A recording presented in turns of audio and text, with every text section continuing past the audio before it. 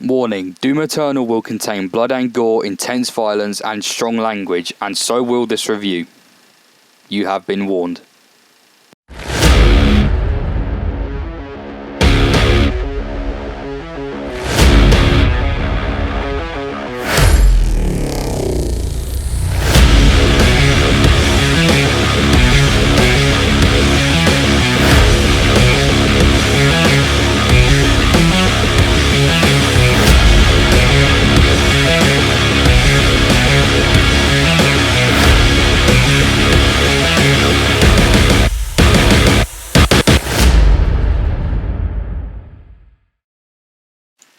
Nearly all men can withstand adversity, but if you want to test a man's character, give him power. I don't think I can properly put into words just how excited I was to play this game when it was released in March this year, which was difficult for me because I was in America when it was released, and that was when the scary news of the coronavirus started spreading, so I was kept in America because of the temporary shut-ins of airports. But as soon as I got back from the country, I turned on my PC and I downloaded this game instantly. Finally, after the 2018 reveal, it was here and I could play it in its full glory. By the way, the reason I'm using the classic Doom Guy skin for the majority of this is mainly because of nostalgia, and it just looks really badass too. Plus, it's my profile picture as well, and it would be rude not to. Also, I know that there is an option to have the guns in the position of the classic games, which will make Bing Crosby proud, but I forgot to record footage of it, so here's a picture. Anyway, the basic story. As the Doom Eternal symbol starts to ink transition its way onto screen, we get some exposition from King Novik. We then take a dramatic look over Mars, coming past a destroyed moon, and look onto an invaded Earth with a gigantic satanic sigil scorched over North America, because of course it is. You pan over the sigil, and in the distance we see the Slayer has a space station? Yes, for the first time ever in the Doom game, we have a hub world known as the Fortress, and from this station we see the Slayer and his monstrous arms. I mean, good lord. Anyway, we get a message from Vegas saying he's located a Hell Priest. We pick up some shells, pump our shotgun, and go through the portal, which sends us straight into the first level. Here we're able to see the newly designed Hellscape, and here we can see this game is fucking beautiful in both looks and violence. Now, the whole premise of this game is to find a 3-Daag Hell Priest to reduce the invasion of Hell's forces on Earth. We travel all over the globe and through different dimensions, utterly decimating the demonic forces in our way, until eventually, and quite ironically, we end up in heaven, or the equivalent of. We fight an angel known as the Khan Maker that's been corrupted by Argent Energy, the same stuff from the last game, which you find out is actually made from the victims of Hell. And we fight the angel, damaging it, but not completely killing it. We then see the Titan of a Demon, the Icon of Sin, has escaped from this heavenly realm and invades Earth, causing destruction and infecting the planet. We break the armor of the Icon and damage it enough to stab our crucible into its brain, killing the Titan. We walk towards the camera as King Novik narrates how our fight is eternal, and the game fades to black. And throughout the entire story, we're blessed by the composer Mick Gordon, just absolutely killing the music throughout this game yet again. The soundtrack of Doom 2016 was amazing, and we thought we couldn't get any better than the BFG division. But then the BFG 10,000 came with this game, and well...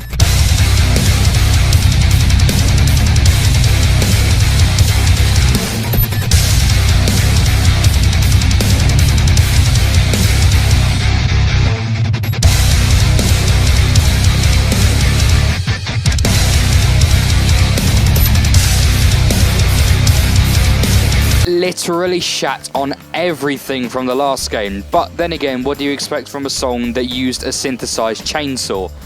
That, and a personal favourite of mine, is The Call of Hell, sung by the Octavist Eric Holloway, and is used in all reveals of the demon's bases. It is also a song that can make you literally grow chest hair just from listening to it. Last day leaving Tarl Hill must run a stern I roar. But a Doomslayer cannot simply use his fists only, although as seen previously,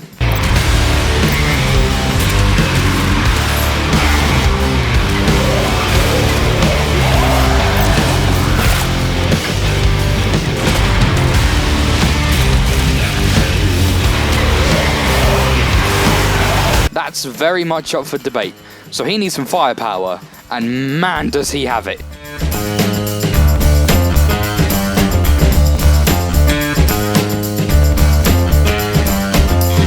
Actually, we really don't start this game off with a pistol like you did in the classic games or even from 2016. As I previously mentioned, we begin this game with a combat shotgun that we pick up and pump before we go through the portal. Although the data miners did find a hidden 3-round burst pistol within the game, so maybe we can have access to that in the new story stuff that's coming out sooner or later.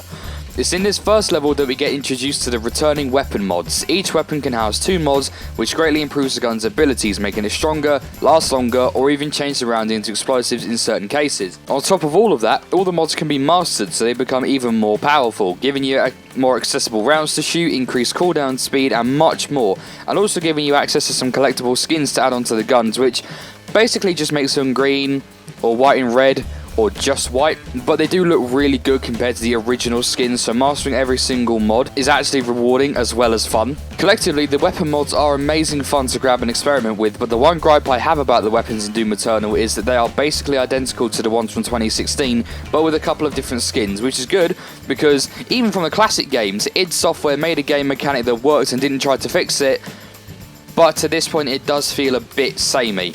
Anyway, regardless of that, the returning weapons are the classic chainsaw, the combat shotgun, the heavy rifle, the plasma rifle, which now actually looks like a rifle, unlike the pea shooter from 2016, and is also a redesign of the sprite from the original 1993 Doom, the rocket launcher, the super shotgun, this time with an attached meat hook for grappling enemies from further away to deal additional damage, the ballista, which is basically just a reskin of the Gauss from 2016, the chain gun, and of course the BFG 9000, because it wouldn't be a Doom game without the BFG 9000 in it.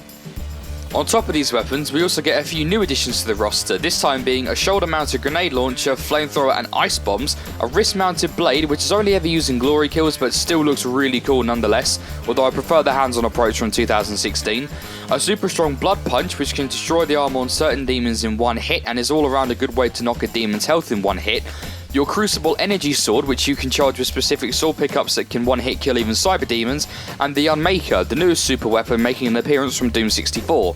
Now, the way you actually unlock the Unmaker is as such. Throughout certain levels in the game, on your many adventures, you can find these purple Slayer keys, which you can then use to unlock Slayer gates. These gates will reveal a gore nest that you can destroy, which will then teleport you into an enemy rush area where you have to survive waves of enemies spawning in, and with each one you find later in the game, the enemies progressively get harder and harder. But with completing all 6 purple gore nests, you can get 6 Empyrean keys, which you can then use in the hub world to unlock the Unmaker, a 3-shot wide spread shot weapon which uses the same ammo as the BFG 9000. Which means, while it is extremely powerful, it also means that the ammo is almost mythical with how little of it you can find. But on top of all these insane weapons and the amount of fun you can have upgrading them and the such, the Slayer himself needs to power up too, and that's where the Sentinel Crystals and the Runes come in. Now, the Sentinel Crystals and the Runes both make a reappearance from the Doom 2016 game, although the crystals this time are a replacement for the Argent Energy Cells, and when you get both crystals in a certain category, you get an additional perk alongside the upgrades. The main issue with these upgrades this time is the ammo count. You see, in 2016, you could fully upgrade the ammo count and have 60 shotgun shells, 40 rockets, 210 rifle rounds, 350 plasma rounds, and you'd also get 3 shots of the BFG, and you could upgrade how many chainsaw tanks you could fill up in one go. One of the ways you would refill this ammo was with the chainsaw, but ammo was found so easily in 2016 that no one actually bothered using it. So how did id Software think to fix that? They cut the ammo by 35% or more and made the majority of the demons bullet sponges, so you had to use the chainsaw no matter what. Which isn't necessarily a bad thing, as it gives you access to more glory kills, but it seriously slows down the game when you have to use the chainsaw, and you can't get any perks to decrease the cooldown time of it either. The quickest way to use a chainsaw efficiently is to find tanks with gas inside to reuse them, but these are so rare they make my steak look jealous. Alongside the questionable ammo count, you can also add 25% to your total health and shield stats with each crystal you can find. The perks you get alongside all of the crystals actually have pretty minimal effects that you don't really feel make a difference, but when you get to some parts of the later game and you seriously begin to question how you're still alive, it's these perks that help out subtly, but massively. The runes you get are also extremely useful, especially with the increased speed of the glory kills to increase stagger time and increase distance from where you can launch into a glory kill. Take a random guess of which 3 are my favourite. The rest I'm sure are very helpful, but I actually didn't use any of them, so I couldn't tell you what they do, apart from one which does slow down time when you use a mod while jumping, which is insanely helpful for getting certain weapon masteries done at one time. Now, as we all know, the Slayer is using these weapons on a particular type of enemy, that being the Forces of Hell. But there are different types of demons you face this time around. Some enemies return from the original game, such as the Soldiers, the Imps, the Cacodemons, Pinkies, Hell Knights, Zombies, Mancubus, Cyber Mancubus, and even the Revenant. Also technically making a return is the Cyber Demon, which is actually just one of the super heavy enemy types this time, and not a boss fight like in 2016. And on top of that, they return to their original form from the classic Doom of 1993. Although a Cyber Demon was technically one of the bosses from the 1993 game, but we move on. The newest additions to the roster are the Hell Knights, the Whiplash, the Carcass, Arachnotron, Archvile, Baron of Hell, Prowler, Pain Elemental, Gargoyle, Maker Drones, Mecha Zombies, and the newly added Tentacles. Fun fact, you can actually use a chainsaw on the tentacles, and I had no idea you can do that until I played through the entire game again to get this footage for this review, and I just found it a really cool addition to I don't know, I just found the attention to detail really cool, because realistically, why would you not be able to do it in the first place? And the fact you could just made it so much better. Of course, one of the highlights from the 2016 reboot and this game is the addition of the Glory Kills, which can activate when a demon starts flashing blue, with the orange indicating when you can actually punch the demon and brutally execute them. And they all have different kills with different parts of their bodies that you look at when initiating the kill. On top of that, we have more additional boss fights to fight here as well.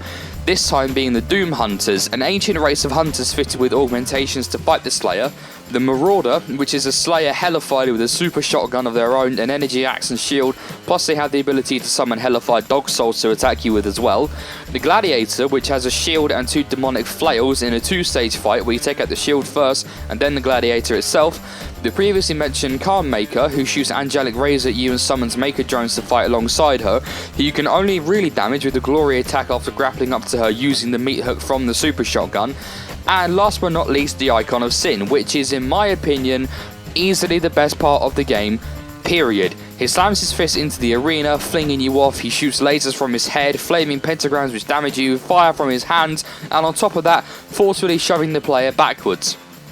All of the enemies in the game are placed in mainly open areas to allow for a fully immersive fighting experience as you jump, dash, punch and shoot your way through the armies of hell. And you can't fight the Horde successfully without these pickups that you can find throughout the stages. The 3 types of power-ups you can collect throughout the stages are as such. Onslaught, which gives you 4 times the weapon damage so you can mow through the Hordes quicker and is also one of the collectible cheat codes you can use later in the game. Overdrive, which increases your movement speed, giving you the ability to traverse the area quicker to avoid attacks and get the upper hand, while also giving you temporary unlimited ammo, which is also another cheat code you can collect for later in the game. Berserk, which makes you go fists only and makes every demon you come up and get a 1-hit instant glory kill. Again, another cheat code you can use later in the game, but is only available in 5 missions. And you can also collect these blue sad faces, which refills your health and shield. The blue faces actually make a return from the classic games, being an HD remake of the original sprite yet again from Doom 64. Normal pickups you can find are regularly health, shield and ammo pickups, and all of them can be collected in different ways when fighting the demons. Glory killing or regular killing a demon will drop health, setting a demon on fire will make them drop shield, and as I previously mentioned, the chainsaw can be used to drop ammo. But on top of all of that, you can of course find all these dotted around the different stages, and a personal favourite thing of mine, when you pick up one of the power-ups of Onslaught, Overdrive or Berserk, you get a reflection of the Slayer's eyes changing colour in the visor of his helmet, and then the outline of the HUD stays that colour of the power-up until it runs out, and I find that attention to detail just really cool, because it gives you a sense of like a proper power-up when he uses it for the first time. Now, one aspect of the game that I failed to mention throughout all of this, apart from a tiny bit talking about the weaponry, is the Slayer's movement, which is now greatly improved upon. You have the returning double jump from 2016, you move at ludicrous speeds as per usual, but now this time, you can attach yourselves onto walls to climb up and down surfaces, helping you to find secrets, and there are also yellow shaded poles which you can use like monkey bars to swing yourself off of to gain speed and height. The new addition to the movement, and one of the best things about the game, is the dash ability. You can charge 2 dashes at once and they both recharge while you're on the floor, and considering how quickly they can charge, it makes the fighting a hell of a lot more fluid too. All of this combined to find secrets in and around the stages, that being broken walls, switches, bars to gain height and surfaces to cling to so you can readjust yourself, really makes this game more immersive and makes you want to explore every nook and cranny you can find. Plus, you can't tell me that this isn't one of the most satisfying things that you can experience at the end of a mission.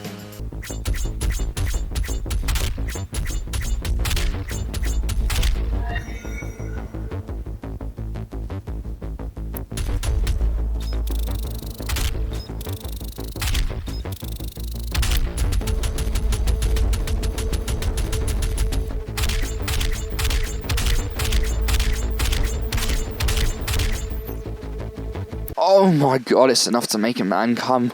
Now, last but not least are the secrets, because there are quite a few of them, so let's start off with the ones that you can find throughout the stages. First off are the codex pages, which you can collect to read throughout the game, that gives you more of the story and can also tell you about different enemies and their respective weaknesses, but no worries, Blood Punch usually works wonders on them all the time. The sad thing about collecting all the codex pages are, though, you get the achievement saying, "I wish I could read," meaning that the Slayer is currently collecting all of this information and cannot read it. So technically he doesn't know what the weaknesses of any of the enemies are, so the fact he's still killing them anyway is kind of impressive. The next collectibles you can find are the toys, which represent all of the enemies that you can find in the game, including even the Slayer himself, and he has just the cutest reactions picking up his toy and checking out his Doomblade as well. Also, after collecting all of them, you unlock a giant Icon of Sin toy, which it's just fantastic, to be honest. Next up are the Praetor Suit tokens, which you can use to upgrade the suit to reduce explosive damage, show you what all the collectibles in the stage are, and can even increase the amount of grenades you can hold at once before needing to cool down. You can also find Sentinel batteries around the map, which can be used in open doors in the hub world that can reveal more Sentinel crystals, weapon mods, and suits for the Slayer to wear throughout the campaign.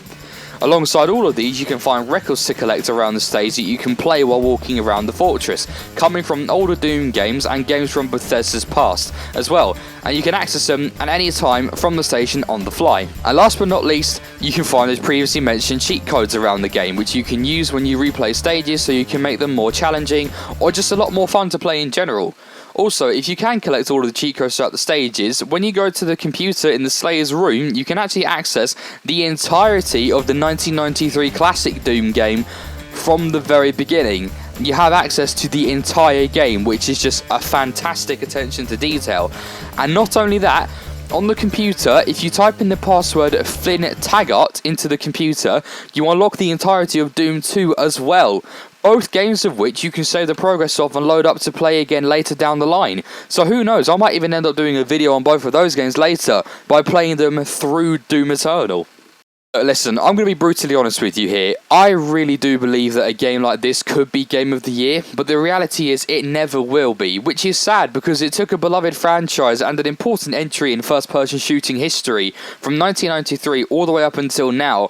Admittedly, there have been a couple of bad eggs that we don't talk about, but 2016, as soppy as it sounds, really helped me get through a rough period of my life when I played it in 2017 when I got my PC for the first time. And Doom Eternal has been helping me through the boredom of 2020's pandemics and being on permanent furlough, or so it seems. So while my opinion may be biased towards this game and its greatness at the end of the day, it is genuinely my opinion. I've had an insane amount of fun going back through the story, using the cheats and the levels every now and then. I mean, look at how quickly the bosses go down now.